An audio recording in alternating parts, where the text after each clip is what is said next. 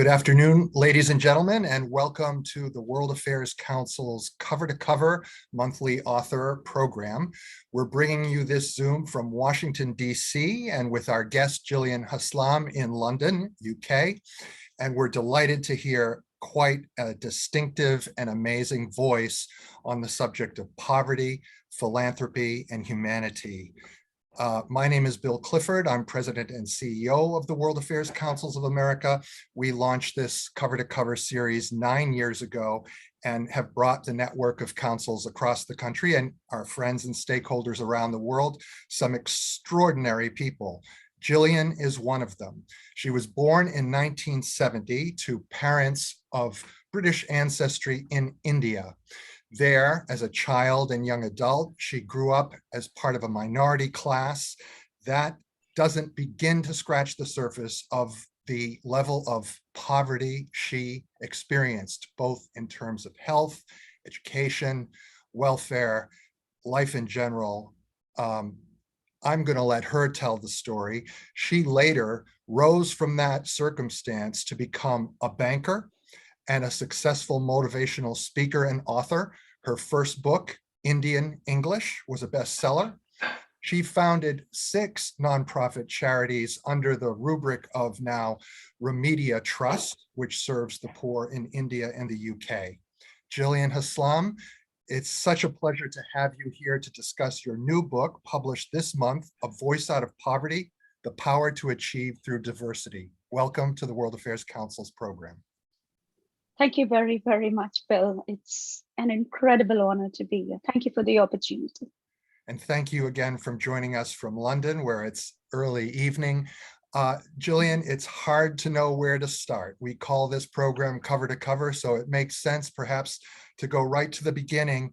And you had some parents who left an incredible mark and life lessons on you, and talk about what it was like to grow up in your family in the slums of Calcutta. Well, Bill, my father and my mother, they were both born in India. Their parents, British on both sides, were born in this country, in the UK. And my parents were born in India at the time of the British Raj. My father served the British Army, and my mother's father at that time was also serving the British Army in the railway. That's where they met. Both my parents have been married before. This was their second marriage. And unfortunately, India got her independence in 1947. And India was given 1 year in which to leave the country. The British were given 1 year to leave the country. And most of the British chose to come back to this country. My father's sister was one of them with all her children. And hundreds of families decided that they loved India and they wanted to stay in the country. And my father was one of them. And unfortunately, the decision that he made changed the course of our lives forever. Most of us were born girls, and it was very difficult. That happens in any country. My father never ever blamed anybody, and neither did my mother. They always said, look, it's our decision. It's what happens after partitions and times like this, after 200 years of, the British ruling India, there is going to be some amount of unrest, and we just have to make the best of it. But of course, by that time, there was no one to help us. And even now, there are hundreds of families still there. It's your book has given me a lot to think about my own upbringing, and I would venture to say that very few of my colleagues and friends on this call have experienced anything remotely like you did. Perhaps there are 1 or 2, and if so, I would like to hear from them during the call, the Zoom. But it is remarkable. I think 1 week of your life would be more stressful than anybody could withstand. How is it that your parents and siblings, several of whom died, but the ones who survived and yourself, where did you find the resilience to do so? Well, Bill, we found the resilience just by living poverty-stricken lives. So, for example, when we were living under a flight of stairs, we found the resilience because my mother had to go out in search of food. She was also working for two ladies in the same area. We had to fend for ourselves, and we learned how to survive.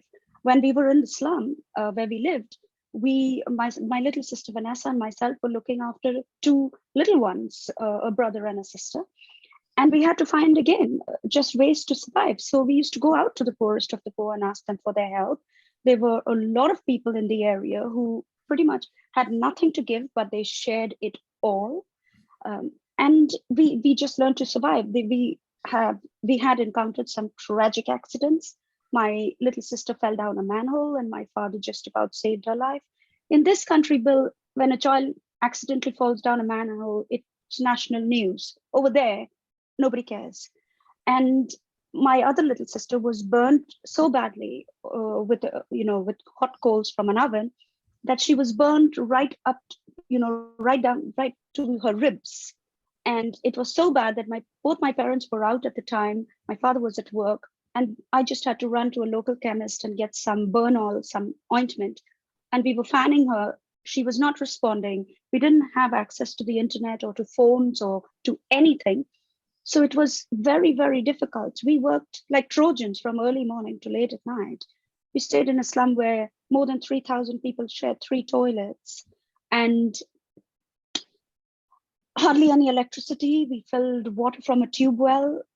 It was just very, very difficult to live under those circumstances and to help bring up the younger ones as well.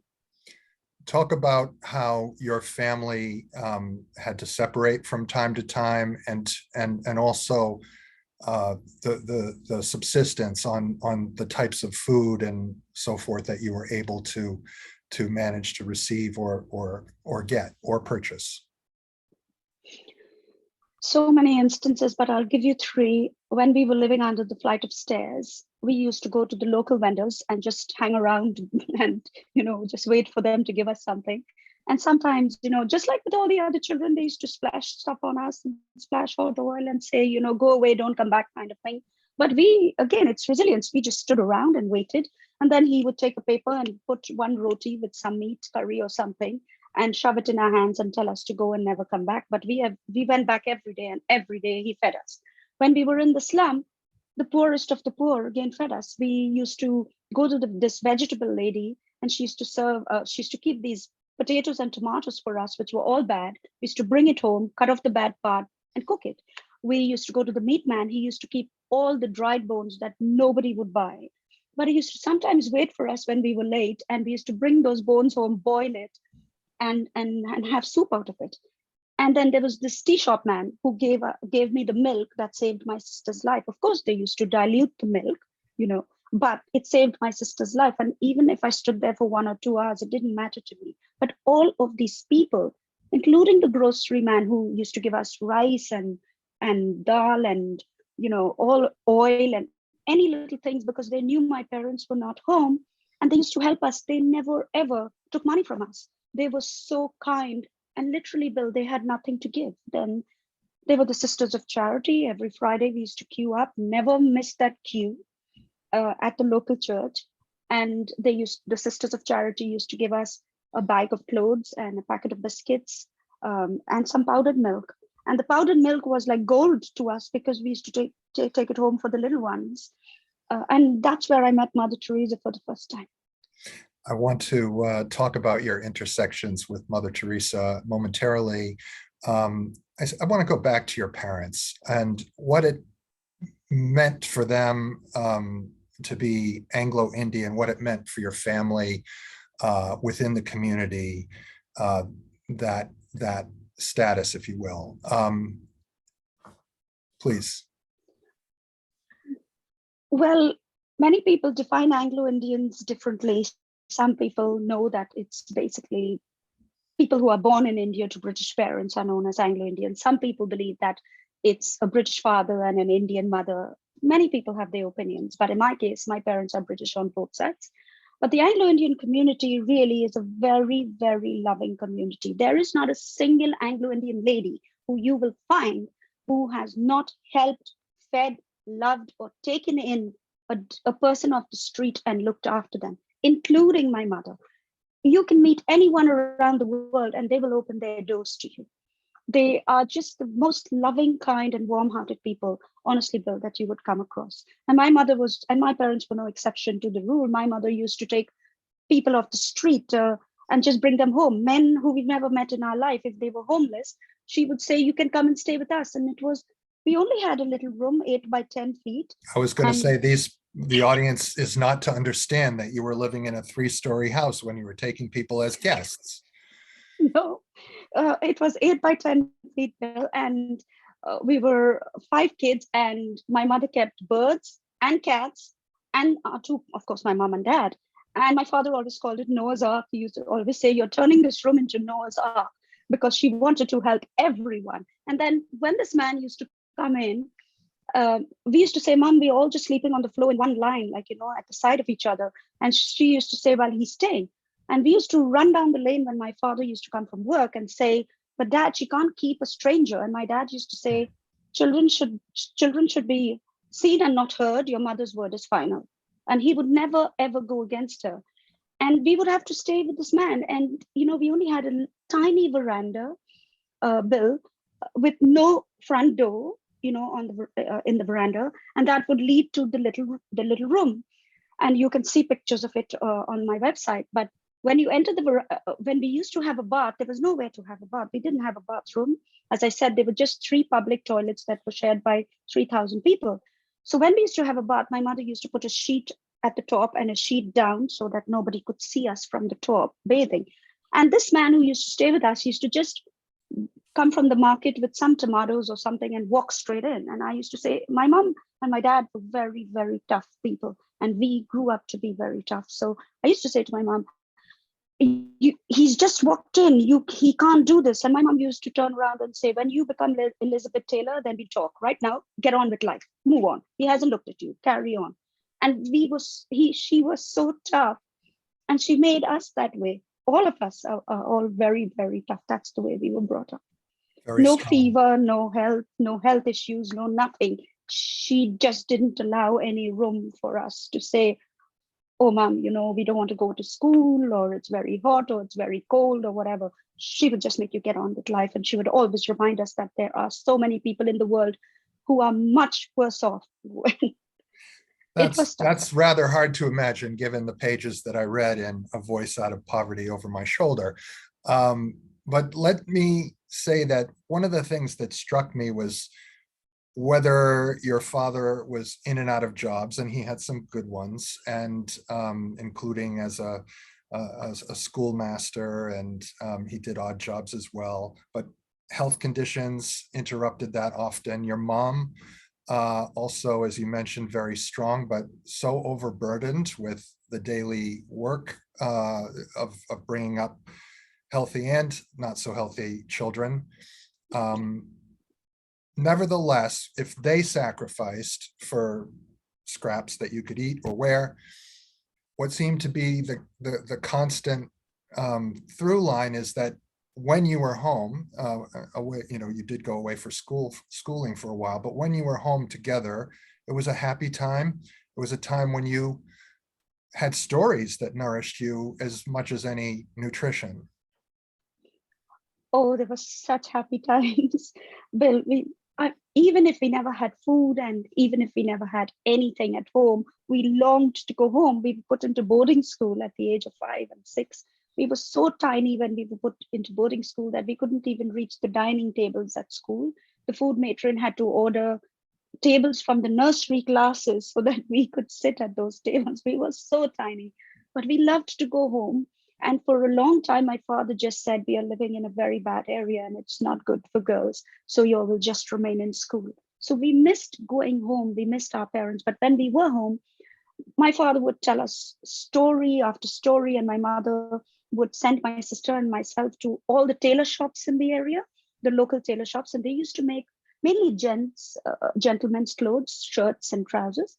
And all these little cut pieces would be thrown all over the floor. And my sister and myself would go with 2 plastic bags, pick up all these little cut pieces, bring it home. And my mother always said, even with nothing, you can make your life into something.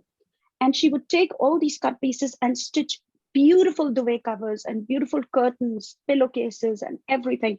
And we would sit around her. She would tell us the story about Joseph and his coat of many colors. My dad used to tickle us while she was telling us the story and interrupt us at the main part. So we did have a lot of fun at home, and we always played Dolly Parton songs. My dad played Coat of Many Colors for us on and on and on till Dolly Parton has really become my true role model and icon, and I would do anything to meet her. What's also amazing is, as you can look back on these very positive moments, you, your older sister Donna, your younger sister Vanessa, experienced the loss of siblings at a very young age. You also experienced at a very young age abuses and sexual harassment. Talk about how common that is in those areas where you grew up in, and how you think about that today. It left you with some very serious anxieties too, obviously. Yeah, Bill, we were a family living in, well, almost a proper slum, and it was very hard. There were just millions of thousands of people, really, and all the little rooms, and there was only one tiny drain running by all the rooms downstairs, which served, I don't know, probably thousands and thousands of families. It was hard, but in terms of the abuse, so during the time of Diwali, which is the festival of lights, which we used to really look forward to, but they used to throw these fireworks, which we used to call chocolate bombs. They're basically just paper filled with gunpowder, and they are quite big. And they used to throw it in front of our room weeks before and weeks after the festival. And the detonation was like being in a war zone. And I remember holding my little sister in my arms that year and many years, and holding her ears. My dad we had a tiny little window about the size of a computer screen, that small, but my dad used to close it up, and we used to close our little door, but nothing could block out that sound. And it was deafening. And the smell of cordite in the air was suffocating, but we had to remain in that room. We were terrified for years on end. And then there was the time of Holi, which was again a festival of color, and we loved it. But again, because, we were different, they used to throw these water balloons at us from high-rise buildings, at our breasts, at our ears, at our necks, and getting it from such a distance, it used to hurt so badly. It was very hard, but we managed. Many times ladies came out of their houses and put their shawls around us. Many times my mom went out and fought for us. But most of the time we would come home and our sisters, we would just chat and say, don't tell mommy or don't tell daddy, because we were just scared if my parents fought back, they may have been harmed, somebody may have hurt them. So a lot of the time we didn't say anything. And with sexual abuse, I didn't say anything, because again, it was the man who was so, he didn't do anything really major, but he used to help my mom and dad a lot with small amounts of money. So I didn't really say anything.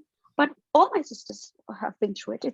It's just common over there. Even now, I talk to so many girls who still go through it, Bill. It happens, but then it happens in this country too. It happens everywhere around the world, And I think it just happens to people more if you're poor.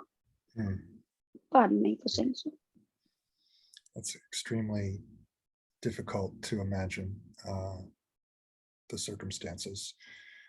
We're talking with Jillian Haslam, who is author of A Voice Out of Poverty, The Power to Achieve Through Diversity. Jillian, as we enter the second 2/3 of this program, I'm going to invite my colleagues to post questions in the chat box in the Q&A. We have some that arrived earlier, which I want to get into. And I'll start with a question from our intern, who asked, would you say that you're closer to your family than you otherwise would have been if you had lived a financially comfortable childhood. Have you thought about that? No, Bill. And I say no only because I don't believe that family closeness or togetherness is down to being rich or poor. Sometimes money and sometimes poverty can cause rifts, can cause negativity in families. They can cause negative competition, sibling rivalry, jealousy, and so much more. But our parents always gave us very, very strong values. But I do worry about the kids of today. I have spoken at very many universities and schools, and a lot of the head teachers over here tell me that a lot of the kids have now started depending on the internet for advice. And I remember when I was growing up, we didn't have the internet, etc. And my dad used to try to advise us, especially when we wanted to, wear short skirts in bad areas or whatever. And I turned around to my dad and I said, "You're too old. You just don't know. You're not keeping up with the times." And he said, "That may be so, but just also remember that the best school in the world is at the feet of an elderly person." And I have never forgotten that. It's a very important life lesson. Yeah, Those of us who are in our advanced age like to think that way too. yes. I wonder if you could share, because you managed to rise out of the very almost subhuman existence, really, when you talk about the vermin and the infestations and the disease that surrounded you. You got a very competitive position at Bank of America. What in your education and in your comportment led you to be able to do that? At Bank of America, what led me to do that? I guess, Bill, it was desperation. I was just desperate to get that job. I just I could not have got that job. And I think it was perseverance, because when I first went for the interview, there were 250 girls in that hall. And when I looked at the lady, she said, here's a form and a pen, take a seat. And when I looked in the hall, I said, "Am I in the right place?" She said, "Yes, you are, take a seat." And I went through months and months and months of interviewing, met all the management team, did all the tests. And finally, I was put in front of the CEO. But I think it was just my honesty. I think I had been through so many months of testing, and I so desperately wanted and needed a job that I just told him that I'm looking after the two little ones. I will do whatever it takes. Please just give me this job. And I also told him that I was doing two jobs at the time. So I wanted to do one job. And I said that I was working in the day in a company and at night as a singer. And I couldn't sing to save my life. And I also said that one of the clients gave the band a tip for me singing. And after I sang, he took back the tip. He asked back for the tip. And I just thought that I had said too much, but I did say I was looking after the two little ones. And I said, "Just don't shout at me if I get the job. And if you give me some time, I promise you I will be an asset to this bank." And he just looked me straight in the eye and said, "We'll let you know." And I left and I was in tears outside. And I said to my dad, "I can't believe that he wouldn't give me this job." And my dad said, "You've done all you can, now let it go." But 2 weeks later, I got the appointment letter. And I think what resonated with him was the honesty that came over. And this man, his picture is in my book. You've probably seen it. He Yes. changed my life. He helped me You to get were my the ancestral CEO's, documents. you were his personal assistant. And how did Yeah. you grow through that position to where you felt that you could step off and be on your own? Every single weekend, I was out at the different charities, at the homes for the dying and the destitute, and at different colonies, different aged homes. And all my colleagues at Bank of America will remember this. And he just saw my passion. And so he made me the head of charity and diversity. I was so happy that I worked so hard despite very long hours. You've read in the book, I would go home and just about be eating my dinner at 10 o'clock in the night, and his driver would ring the bell and say, he's calling you back to the bank, because he was a workaholic. And I would go back. But despite that, I was passionate about helping people. So he was so good to me. He gave me such a huge severance package. He helped me to come to England and get my parents' ancestral papers. And he's still in touch with me, and he's basically changed my life. He's even endorsed my book. Fantastic. Now, I'd like to ask you about some, I guess you could say, philosophical things too, before we get back down to your charity work today. When you look at, well, it's a question from Laura Walsh. And she wants to ask, since you've grown up the way you have and worked in multiple banks, how do you view wealth? How should society think about wealth? I think it isn't a bad thing to be wealthy. Honestly, Bill, I don't believe in saying that the rich are bad because they are wealthy, or the poor are, let down because of lack of opportunity or anything like that. I don't like to judge people, but I just would say that I think there is good and bad in everyone, and that we do have the opportunity to reach out to people and ask them to help others. I do believe that success for me is not just about getting through yourself, but it is about taking others with you, remembering to take others with you. In banking, we have a lot of leaders that never forget to take people with them. I am a living example in India and in this country. But there are very many leaders who they are me, my, and myself. But whether it's banking, or whether it's people like us, or whether it's people who are in different professions, I think when you become successful, you shouldn't forget where you come from, who you are, who took you there, and that you need to give back. What do you think of Olivia Saunders' question from Nassau, which is the economic systems that have dominated the world since the industrial age, particularly capitalism? What needs to change in your view? How have you seen the public sector, as well as philanthropists such as the Bill and Melinda Gates Foundation and others, and other foundations contribute, as well as individuals such as Mother Theresa, who operated in the very city that you lived in? I think it's not the system, but the individual responses that are important. I think Bill Gates has done a tremendous amount of good, and he has still donated a lot to poverty. I think there is the Indian gentleman who is Aziz Premji, who has donated 90% of his wealth to poverty. So I just think it's down to the individual, and not really down to, a company or things like that. How do you approach the people that you were one of?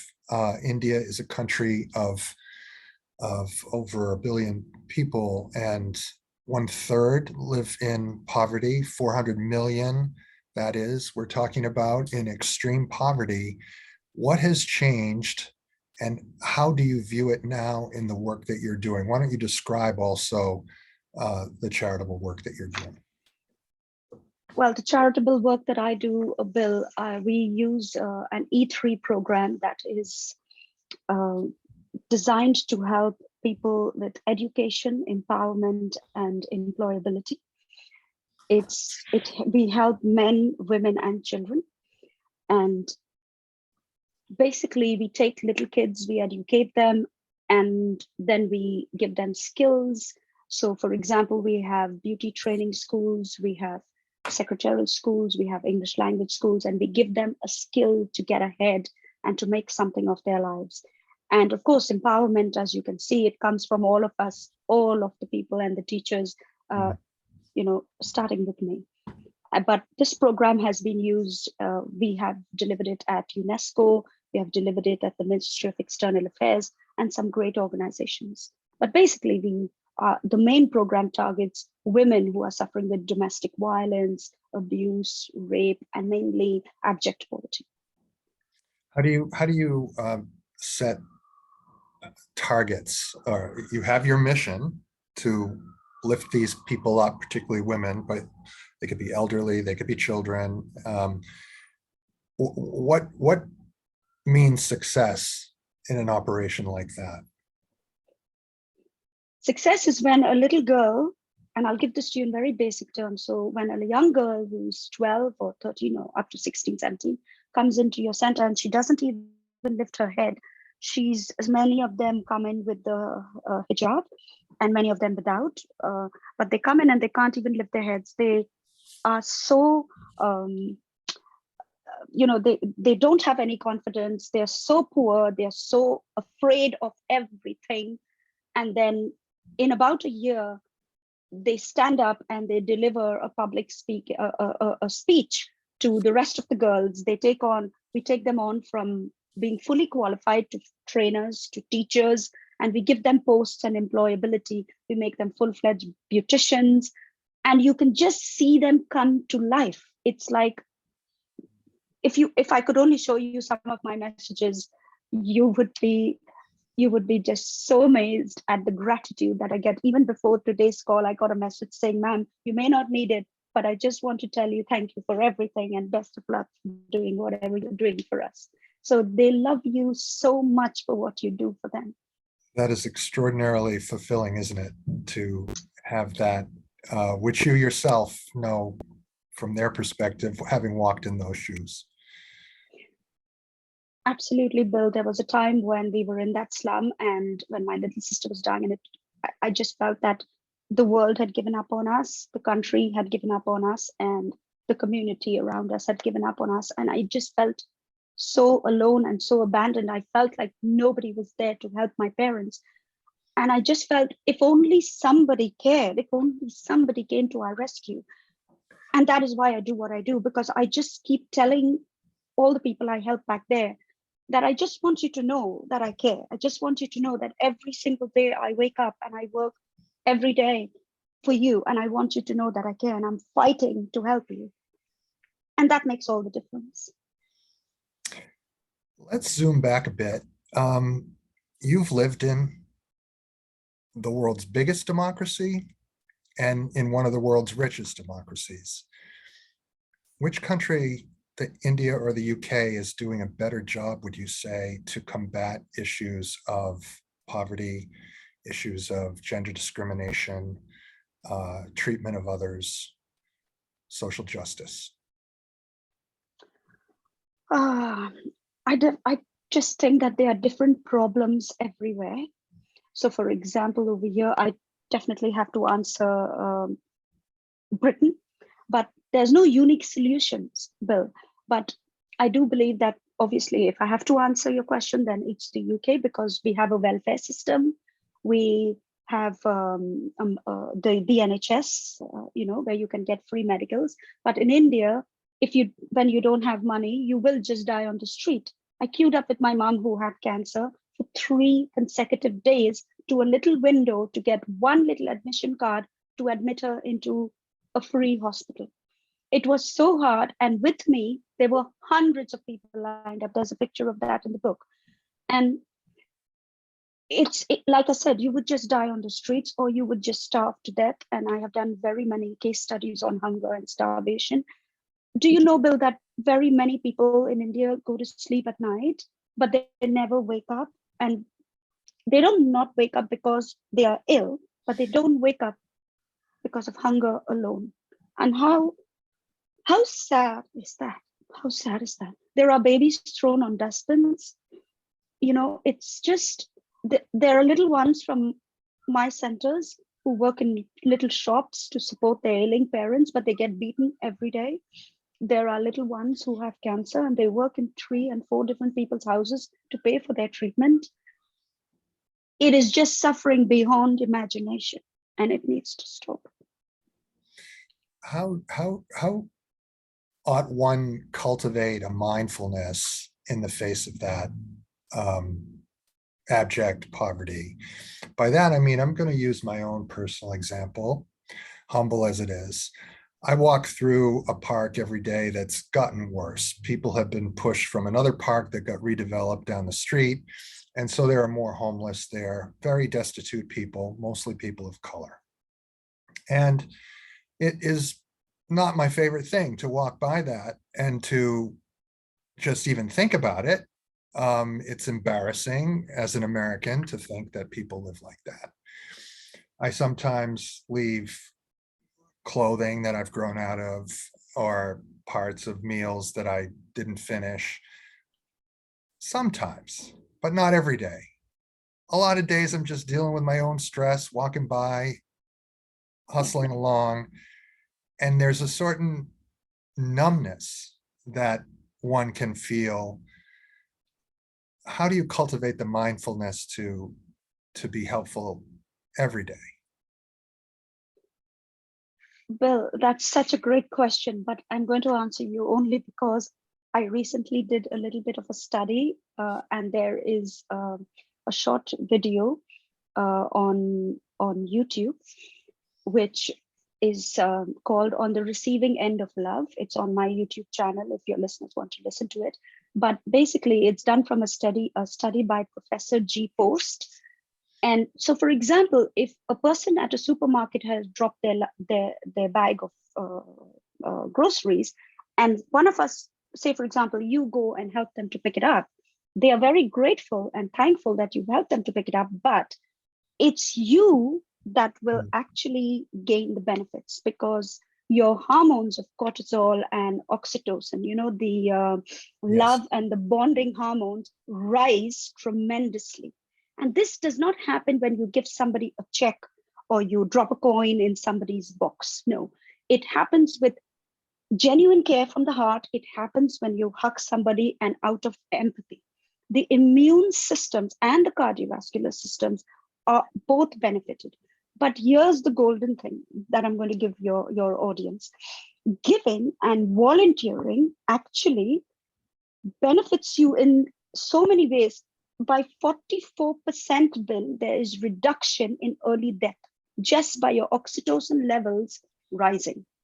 If you've read Darwin's book, The Descent of Man, you will ask yourself the question, why does he mention the word survival twice, but the word benevolence 99 times?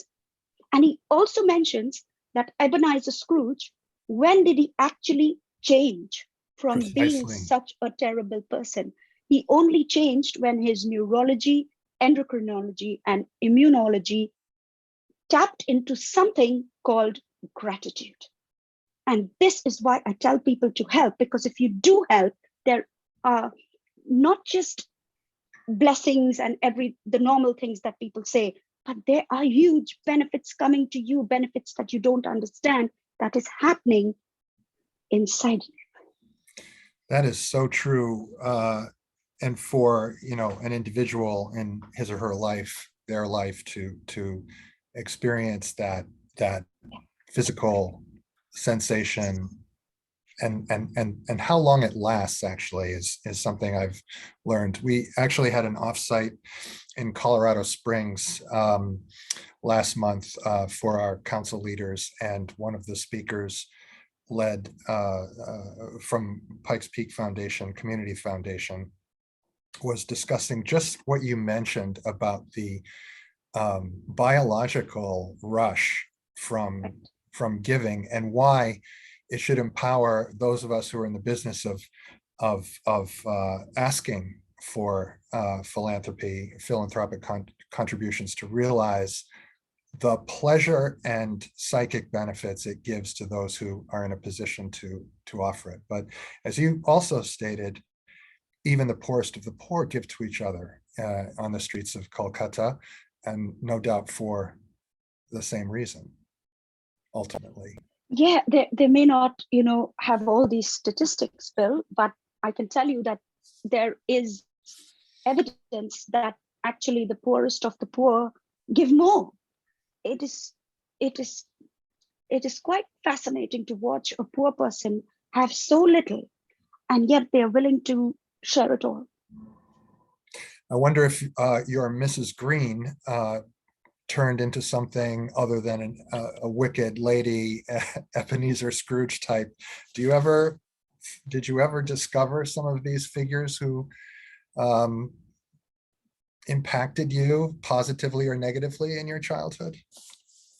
I did, Bill. When we were living under the stairs, my mother, we got very ill, my little sister and me, and my mother put us to stay with Mrs. Green. And she said to my mother, I'd be more than happy to look after the two little girls, put them with me. But she loved my little sister, Vanessa. Vanessa is very fair and blonde, if I may say so, and very cute, like a living doll. And I wasn't. And so she took to Vanessa, and she didn't like me. But Vanessa is a teacher today in this country, but she was very naughty from very little. And she used to throw water on my book or put a pencil. And when Mrs. Green used to come in the room and she used to say, who did that? I used to say it was me. But I never wanted to get my little sister into trouble. But she used to take me by the ear, take me down a flight of stairs and open this Indian style toilet, which was 3 feet wide and 6 feet in height. And she would show me hundreds of these flying cockroaches all over the walls. And then she would put me in, close the door and put off the light. And every day she would do that. So the result was, even when it was 12 o'clock in the afternoon and it was going to rain, I thought that night was coming and she was going to do that to me. So I started to wet myself. I lost consciousness of everything that was happening around me. And because of the poverty, because of what we had been through, because of living under the stairs, because of so much. And then on top of that, to encounter this. And every time my mother used to visit, she used to say to my mom used to say, are you being good girls? Are you using your manners? And we used to say, yes, mommy. But one day when my mom visited, I just wet myself and my mom knew something was wrong. And she took us from there back to live under the stairs. It was the happiest day of my life, Bill. I cannot tell you. To be back in the stairwell that... I don't care. I just wanted to get out of that horror chamber. But that's what that lady did to me. And it took me very many years to get out of that. I fell down up to the age of 14. My sister, Vanessa, still calls me a wimp. My brother texted me yesterday and said, I do want to meet up and we should all meet up. But don't worry, I'll have a camera in case you still fall down. They still tease me to this day. But I knew that I had to find my voice and I had to become a public speaker if I wanted to be heard by the world. And public speaking was by far the greatest field that I had to conquer. It was very, very difficult, but I did it. How did you do it? I joined Toastmasters. Okay. And Toastmasters helped me all the way. I got a brilliant mentor, Bob Ferguson, and he helped me slowly but surely. They understand all of your problems. In fact, only yesterday I was interviewed by Toastmasters International, and the journalist was crying all the way because she couldn't believe the story. And she said, this is just such a great Toastmaster story. But I joined Toastmasters, but I also had to fight within myself, Bill, to find. I remember going for my first TED talk to Stormont, and the Stormont building is this magnificent building up on the hill in Ireland. Mm-hmm. And I got there and I called my mentor and said, no, I cannot do it. I'll make an excuse and I'll rush back. And he said, Jillian, you are speaking, but you're not being heard. You've got to stay and you've got to do this. And I delivered the speech. I think the audience applauded 3 times. And I was trembling. I got off the stage. And by the time I got back to London, Bill, I had 50,000 views to the speech. And I was in shock. And today I think I've got over 300,000 views to that speech. It's never give up, another complete rubbish. That was the speech. But don't ask me, I couldn't even remember the words on the day.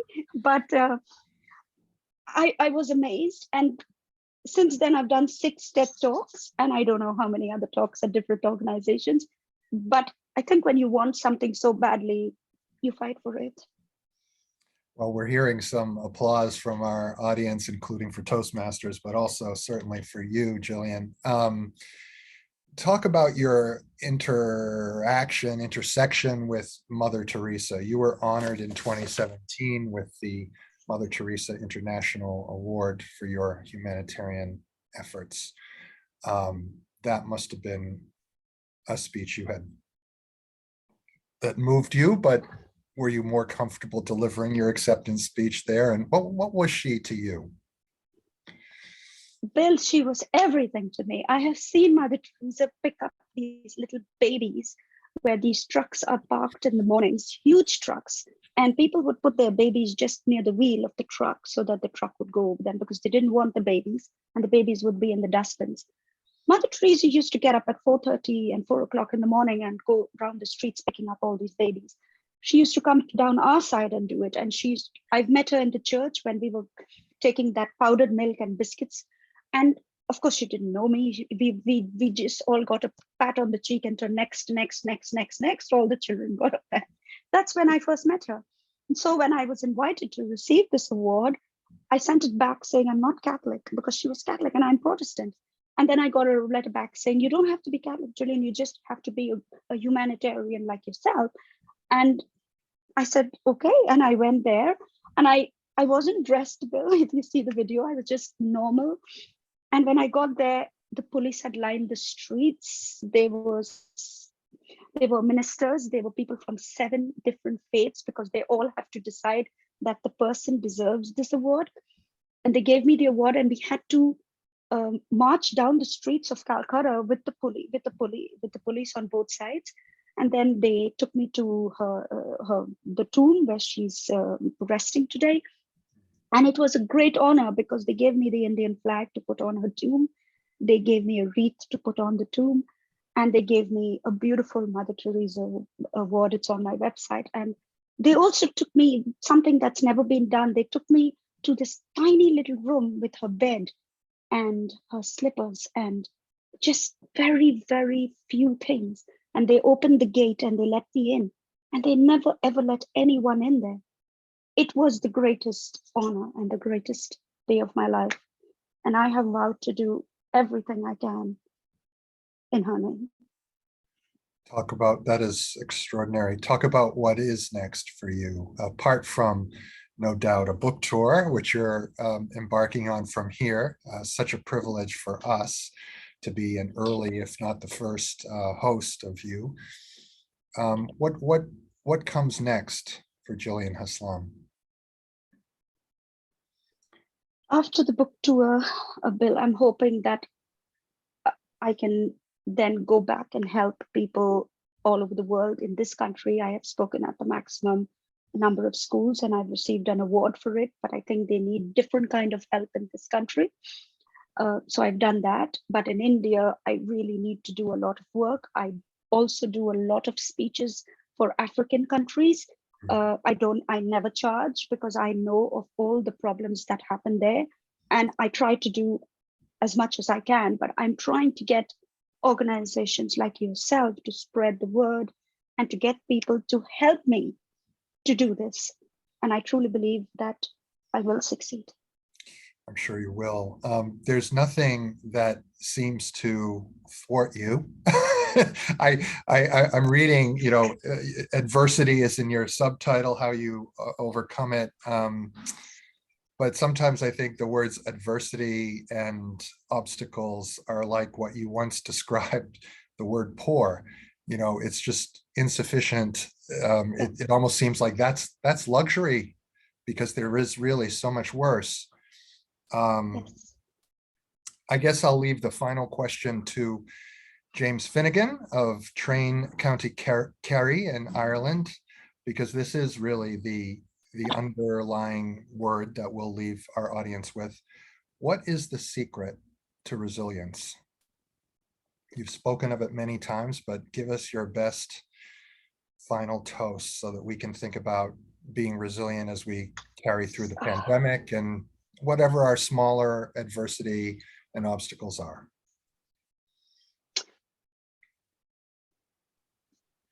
Bill, I think resilience is all of us will suffer with some kind of trauma in our lives, whether it's an accident or whether it's an illness or or abject poverty or a war or something like that. But many of us will actually live in depression and live resentful, take to alcohol, drugs, and different things.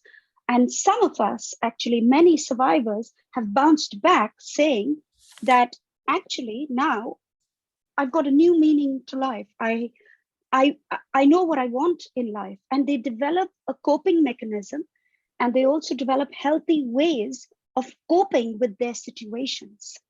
And I do believe, or I like to believe, that I'm one of those people, because I've bounced back despite everything. And that's what I encourage people to do. So for me, resilience is making that decision that, yes, something has happened to me, but it's not going to, it's not going to take my life over in a way. And I'm not going to, because I have just one life, As Viktor Franklin says in his book, when the forces of man bear down on him and threaten to, break him, it also has the power to ennoble him. And Viktor Franklin had been through so much. If you read his book, you probably have, Man's Search for Meaning, in the concentration camps. And he was also a neurologist and a psychiatrist. So we have both. I knew you'd have it, Bill. I hope I can find this, Jillian, because as you're mentioning that, I am a fan of poetry. I often do poems at events, although my colleagues haven't seen it lately because of the pandemic. But this is in a chapter, Soup in a Bottle, which was something your mother literally cooked up for you when you were younger out of scraps of bone and dried meat and so forth, and that even your classmates with better things to eat enjoyed that you shared that. But you cited a poem that your father shared with you from Edgar Guest. And so I'm actually going to take the last word because it comes from you, your family, and it's lovely and it's important. It goes like this: when things go wrong, as they sometimes will, and the road you're trudging seems all uphill, when the funds are low and the debts are high, when you want to smile, but you have to sigh, when care is pressing you down a bit, rest if you must, but don't you quit. That's beautiful. You never Thank did. you.